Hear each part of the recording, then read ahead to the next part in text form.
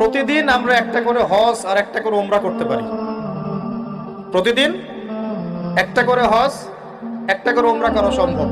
বলতে পারেন ভাই কিভাবে? এই হাদিসটা শুনুন। আল্লাহর নবী মুহাম্মদ সাল্লাল্লাহু আলাইহি ওয়াসাল্লাম বলেছেন, আমি এবারও সবগুলো বলতে গেলে অনেক সময় যাবে, খুব সংক্ষিপ্ত করে বলছি। যে ব্যক্তি ফজরের নামাজ জামাতের সাথে পড়ে, বলেন আমার সাথে, যে ব্যক্তি ফজরের নামাজ জামাতের সাথে পড়ে, এরপর সালাম ফিরানোর পরে ওই জায়গায় বসে থাকে, সালাম ফিরানোর পর ওখানেই বসে থাকে, বসে বসে আল্লাহ পাকের জিকির আজগার তাসবিহ তাহলিল করতে থাকে।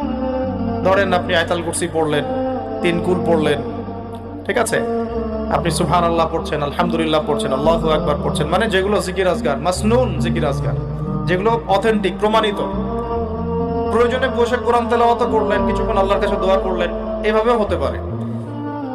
এভাবে করার পর সূর্য উঠে গেল। ধরেন জামাত আপনাদের এখানে কয়টায় হয়?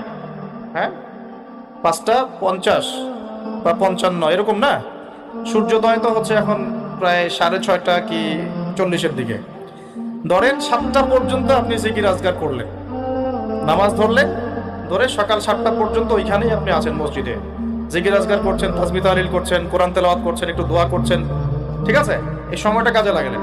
সূর্য উঠে গেল, ওঠার পরে আপনি মাত্র 2 রাকাত নামাজ পড়লেন। এই নামাজটাকে বলে ইশরাকের নামাজ। কিসের নামাজ? ইশরাক। এবার আপনি চলে গেলেন, মসজিদ থেকে বের হলেন। নবী সাল্লাল্লাহু আলাইহি ওয়াসাল্লাম বলছেন, এই ব্যক্তির আমলনামায় একটা কবুল হজ একটা কবুল উমরার নেকি দেয়া।